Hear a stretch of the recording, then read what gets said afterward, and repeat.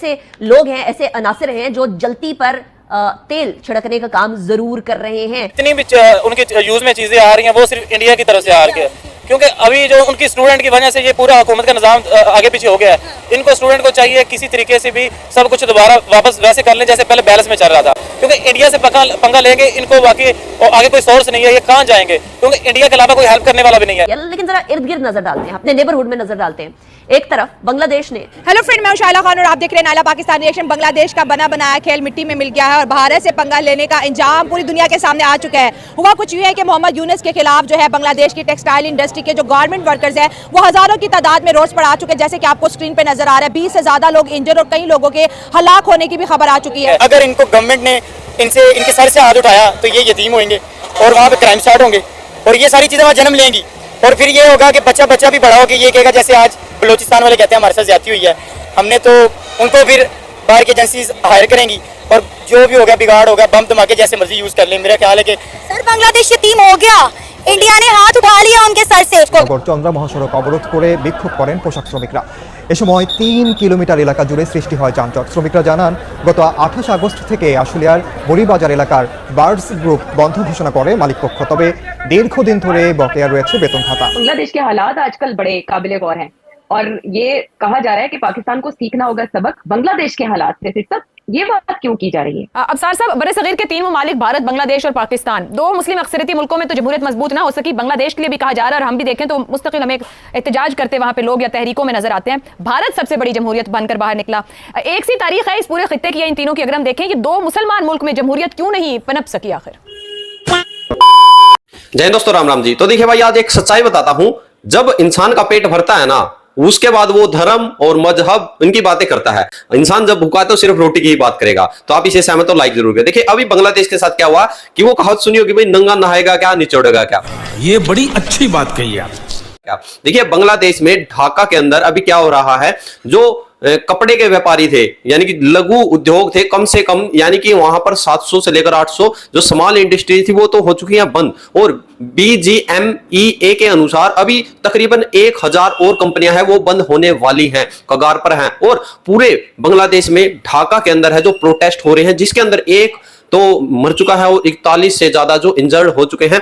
यानी देखिए आप यकीन नहीं करेंगे भाई, विश्व का तीसरा लार्जेस्ट जो है गारमेंट एक्सपोर्टर है बांग्लादेश। पहले पे चाइना, दूसरे पे है जो यूरोपियन कंट्री है और तीसरे पे बांग्लादेश आता, जो कि 38.4 बिलियन जो गारमेंट्स है वो एक्सपोर्ट करता है। आप लोग एक बार वीडियो देखिए, उसके बाद बात करेंगे।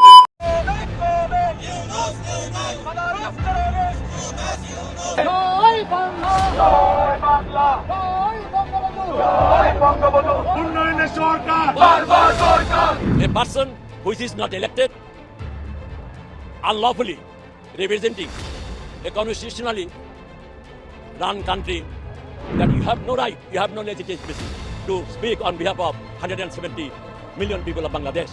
अब इंडिया जो है वो मजीद उनको तंग करेगा और ये जो अभी शेख यूनुस साहब हैं, हाँ। इनको मजीद इनका जो तख्ता इक़्तिदार से इनको पलटा देंगे, हाँ, मजीद ये उसको लेके आएंगे, हाँ। जो इनके मफाद के लिए बेहतर होगा। मतलब इंडिया ऐसा करेगा कि बांग्लादेश के अंदर ऑटोमेटिकली वो गवर्नमेंट आ जाएगी जो इंडिया को सपोर्ट करेगी। बिल्कुल ऐसे उनको चाहिए ही ऐसा बंदा, हाँ। जो उनके मफाद के लिए, हाँ। सांस में सांस ले, हाँ। उनके वो जो नारा लगाते हैं उसके साथ नारा लगाए, हाँ। उनको मफाद परस्ती की जरूरत है, हाँ। इंडिया अपने मफाद के लिए कुछ भी कर सकता है। क्या कहना क्या चाह रहे हैं भाई आप? अगर इंडिया की पॉलिसी देखिए, वो ज्यादा दोस्त बनाने को प्रेफर करता है, तो जाहिर है उसको लगेगा कि बांग्लादेश के ऊपर शांति है, नेपाल के ऊपर शांति है, क्योंकि चाइना और पाकिस्तान के साथ तो इंडिया की वैसे भी नहीं बनती, तो इंडिया दुश्मन तो नहीं बनाएगा। लेकिन इकोनॉमिकली इतना प्रेशराइज इस वक्त बांग्लादेश हो चुका है कि मुझे लगता है कि अगर मोदी साहब मोहम्मद यूनुस से मिलने का फैसला कर दे तो यूनुस साहब तो पैरों में बैठ जाएंगे, जो हालात हो गए हैं बांग्लादेश के। मोदी साहब फैसला मेरा ख्याल नहीं करेंगे। लास्ट टाइम रिजेक्ट कर दिया था कि नहीं मिलना यूनुस से। मोदी कभी भी नहीं उनसे मिलेगा, और यूनुस साहब को घर ही जाना पड़ेगा। सच में रियली इसको, हाँ, हाँ। उसकी क्योंकि वहाँ की जो स्टैब्लिशमेंट है, हाँ। उनको भी वो बंदा चाहिए जो इन्वेस्टमेंट लेके आए, हाँ। उनकी वजह से तो अभी जो यूनुस साहब हैं, जो उसने अपने डिसीजन लिए, जो फैसले किए, इस तरह तो जिस तरह ये अडानी साहब हैं या और लोग हैं, ये तो अपनी इन्वेस्टमेंट निकाल लें तो फिर बांग्लादेश में रह क्या गया। बात करते हैं भाई कर्जा। भारत का कर्जा $3 बिलियन देना है बांग्लादेश को, और सिर्फ बिजली की बात कर ले तो $1 बिलियन तो बिजली का ही है। अडानी के $800 मिलियन है भाई। और पीटीसी $80 मिलियन, SEIL सील के हैं भाई $19 मिलियन। 20% बिजली हमारा भारत दे रहा है बांग्लादेश को। अगर जिस दिन काट देना अंधेरे में आ जाओगे। कुछ देश को बिजली सप्लाई हो रही थी भैया इंडिया से, मोटी बिजली। बांग्लादेश का बहुत सारा बिजली का लोड, मैं सारा का सारा नहीं बोल रहा, लेकिन बहुत सारा बिजली का लोड भारत से जाता था और इस सारी यूनिट्स बांग्लादेश कंज्यूम करती थी। अच्छा, ये तो थी गवर्नमेंट टू गवर्नमेंट या कंपनी टू कंपनी की अंडरस्टैंडिंग। अब हुआ ये है कि $1 अरब का उनके ऊपर चढ़ गया लोन। लोन क्या मतलब कि $1 अरब का बिल चढ़ गया, ये समझ लीजिए। यानी कि बांग्लादेश को भारत को $1 अरब देने हैं। अब मैं पहले आपको बताता हूं क्या क्या हुआ, कौन कौन सी वो कंपनियां हैं और हर एक कंपनी को कितने रुपए बांग्लादेश ने देने हैं। इसमें भाई 1 अरब में सबसे बड़ी जो कंपनी है भारत की, जिसको मैक्सिमम पैसा लेना है बांग्लादेश से, वो है अडानी। अडानी को 800 मिलियन लेने हैं और अडानी जो है 1.6 गीगावाट बांग्लादेश को सप्लाई करता है। गोड्डा झारखंड में जो उसका प्लांट है, यह जुलाई 2023 को ऑपरेशनल हो गया था। गोड्डा झारखंड के प्लांट से यह बांग्लादेश को सप्लाई करता है 1.6 गीगाबाइट और अडानी को मिलने हैं $800 मिलियन। ठीक है। नंबर 2 पे SEIL एनर्जी इंडिया, इसको 150 मिलियन देने हैं। ये 250 मेगावाट सप्लाई करता है बांग्लादेश को। इसके अलावा NTPC लिमिटेड, NTPC आप जानते हैं, सभी लोग जानते हैं NTPC को, उसका 84.5 मिलियन। इसमें से वो 46 मिलियन 25 अगस्त को रिसीव कर चुका है, यानी कि 3 दिन पहले ये 46 मिलियन रिसीव कर चुका है और ये सप्लाई करता है 740 मेगावाट टू बांग्लादेश। अब इसका और पैसा बाकी है, पूरा पैसा नहीं, बांग्लादेश ने छोटा सा दे दिया क्योंकि इसका बिल पहले से पेंडिंग था। इंडिया के साथ जो बांग्लादेश ने पंगा लिया था, अब बांग्लादेश को बड़ा भारी पड़ गया है। इंडिया ने 16 इंपॉर्टेंट चीजों पर बैन लगा दिया है, जिसमें चावल और प्याज भी शामिल है। क्या कहना चाहेंगे?